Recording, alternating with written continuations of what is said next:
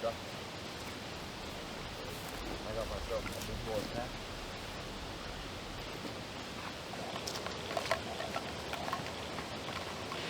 Afternoon legends, Liam and Brad here. What are my adventures? It's about 4 o'clock in the afternoon. We're just about to leave the car and make our way up. We're in the southern section of the Blue Mountains National Park. Late start today, unfortunately, because we had to do about a 5-6 hour trip to get down to where we're accessing the trail from. We're about to head off now, cross this river, and yeah, enter the national park. Done.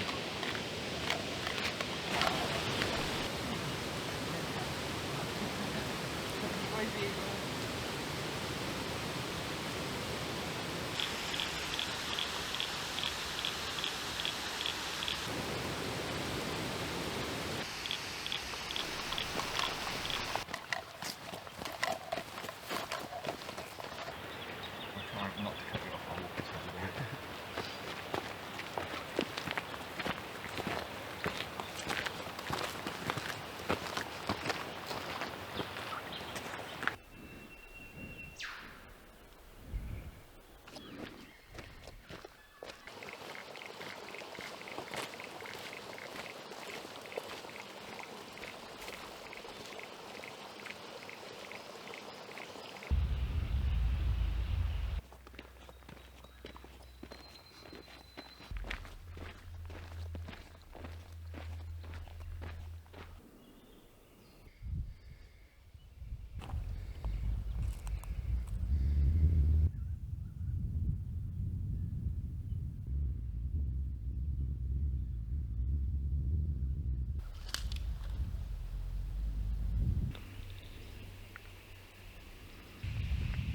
So after a couple hours of walking, Brad and I have made it here to this hut. Now this hut is owned by a local bloke named Kenny, who's happy to let bushwalkers stay here on the basis that they look after it and keep it clean and undamaged.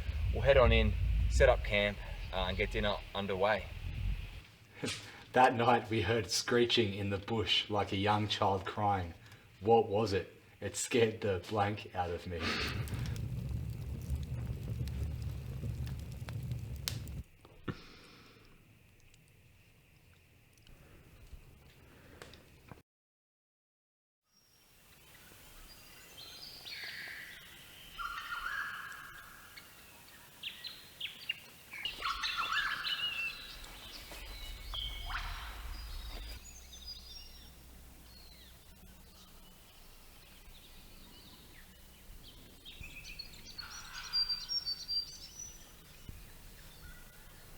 Morning.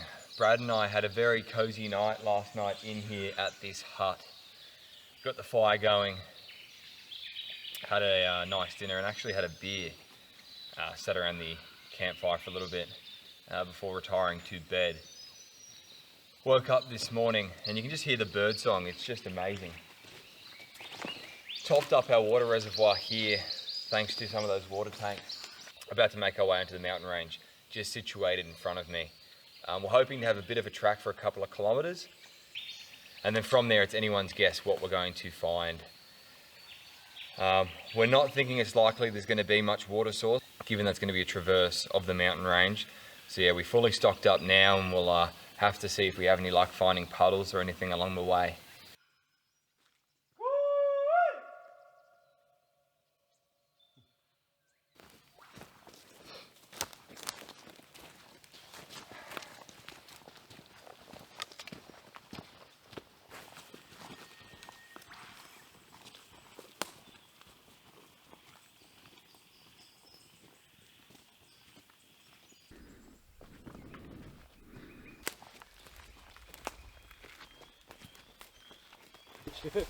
Let me know if you need a hand.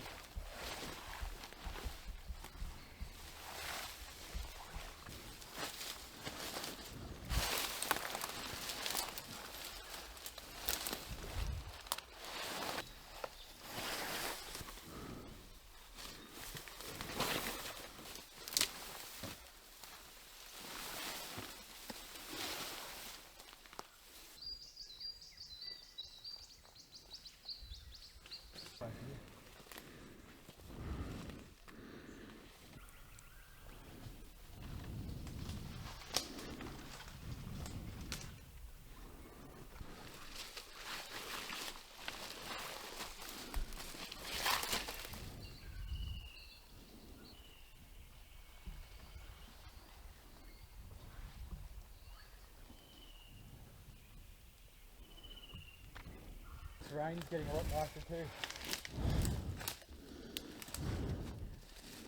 Woo!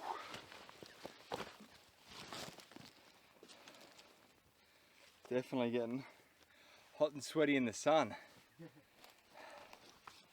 God damn. So Brad and I have been walking for a couple of hours.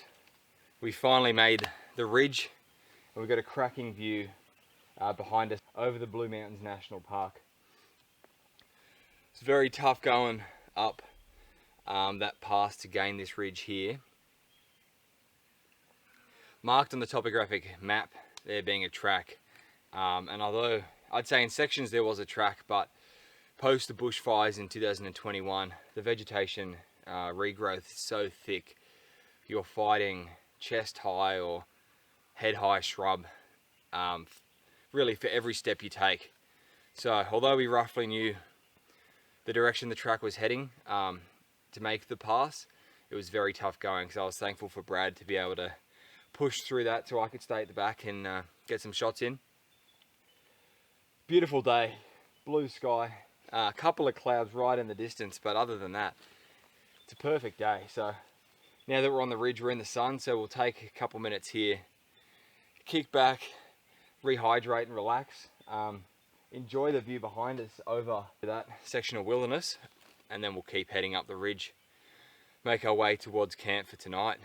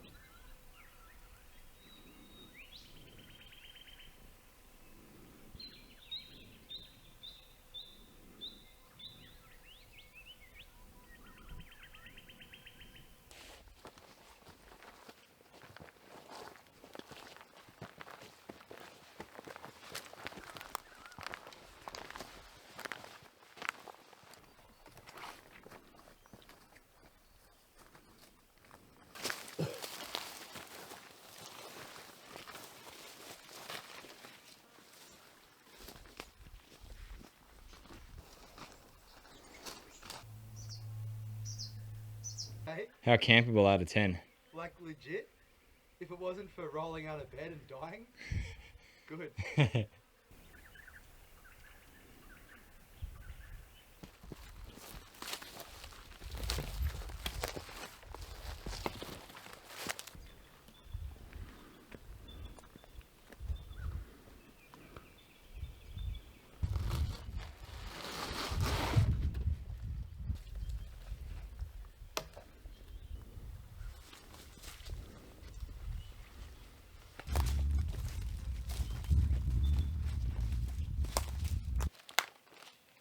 Brad and I have been walking on the ridge for a couple of hours. Found a pretty mean looking campsite just behind us, potentially a real large flat rock perched up the top there that would give us almost a 360 view of the area we're in. So we're looking to access that, have lunch and potentially assess it as a campsite. We've got a bit of a concern walking along the ridge that we've not come across any water in the cane bit we've been doing. Given that we have another day and a half to go, we're mindful of our water consumption, so we may take it easy and just set up camp up there. Brad's already successfully scouted a pass. Unfortunately, my route here, I've been bluffed out, which just means that I've come to an obstacle that I can't get past. So Brad's gonna be nice enough to suss out if I can make it happen up this way, or I'll follow his pass around and we'll get up top, get up to the campsite, get out of the sun and just, yeah, enjoy the view. You can see that peak behind me. That's where we were about 30-45 minutes ago. So it's not that far away in terms of physical distance, but the terrain that we're covering, dropping all the way down into the saddle before climbing back up, and the scrambling we had to do certainly adds up. Makes it tiring and makes it take up a fair bit more time. So Brad and I have made it up to this rock kind of plateau overlooking these valleys behind us. It's absolutely beautiful. We got a cracking day for it, and this site here offers us probably not 360 but 270 degree views of the landscape around us. We can see down to Lake Barragarong, kind of in one corner, then the full stretch all the way around out into the Canangra Void Wilderness. So awesome spot, really nice and flat. We're thinking we may use this as our campsite for tonight. Just a little bit concerned with when sleeping on these exposed areas, you're exposed to the rain and the wind, and the morning condensation, which there was a fair bit of this morning when we woke up down below. We've got a tarp, so that can protect us from the rain, which isn't forecast, but just in case, and the condensation, but the wind will be a bit tricky. We are quite exposed here and we'll be copping it from pretty much every angle given the amazing views that we have, but I think it's going to be worth it. Brad's out now just having a bit of a suss around for any kind of shelter, camp caves, just in case it gets a bit too windy. His sleeping bag's a bit, is rated for summer use only, so he's got a liner, but it will be a bit cold for him, so he's going to try and see what he can do to weatherproof himself. And we're also looking for water. It may be a bit of a sign that at this potential campsite, we've seen the first pool of water we have this whole traverse of the mountain range. We've got a pool just there. There's not much in it at all, maybe 100 mils if that. But yeah, as you can see, it's absolutely phenomenal views. We're so lucky to be out here and not have another soul around.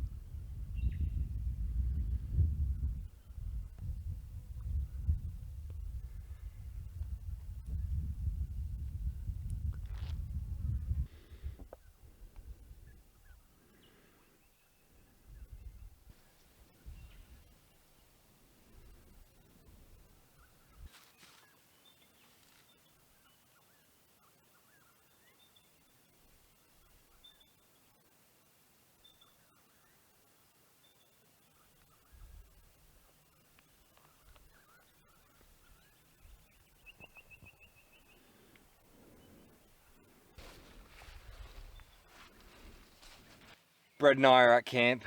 As you see, we've set up a little shelter behind us, a tarp. More so for wind protection, maybe for a little bit of protection from any morning condensation. As you can see, there's a little bit of cloud cover, but no rain forecast. We've got an amazing view pretty much the whole way around the wilderness. So it should be a pretty spectacular sunset. Running a bit low on water. Brad's got about 2 litres left and I'm down to 500 mils, so we're going to try and ration that out, split a little bit up. You can see in the distance behind me, right there, all the way over there is Lake Barragarong. On that cliff line out there is almost Camden, Picton kind of way. So although we're still in the Blue Mountains, we've come a bloody long way. Away from pretty much everything. So yeah, we've had a great afternoon, just been relaxing, and Brad had a nap, I had a read my book, but now ready for the sunset, then dinner, get to bed.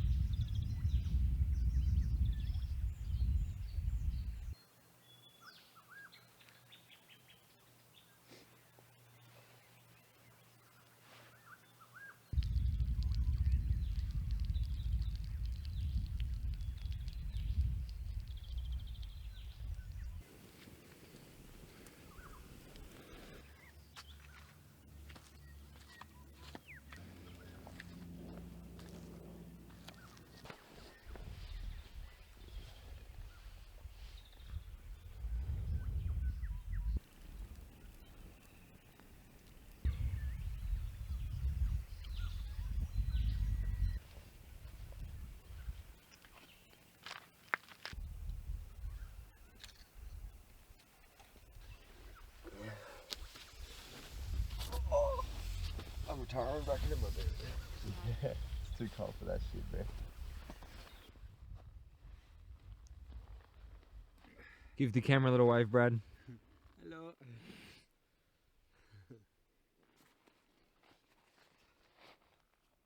Good night, camera.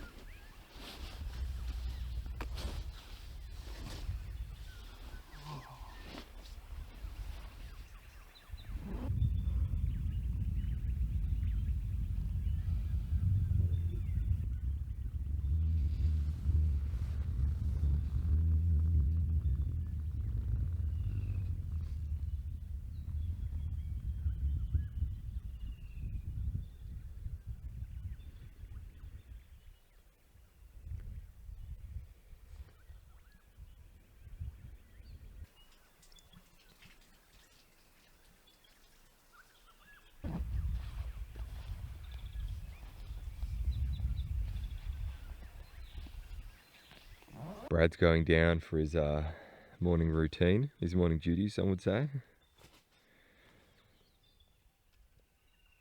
Is there a better view for your morning duties than this?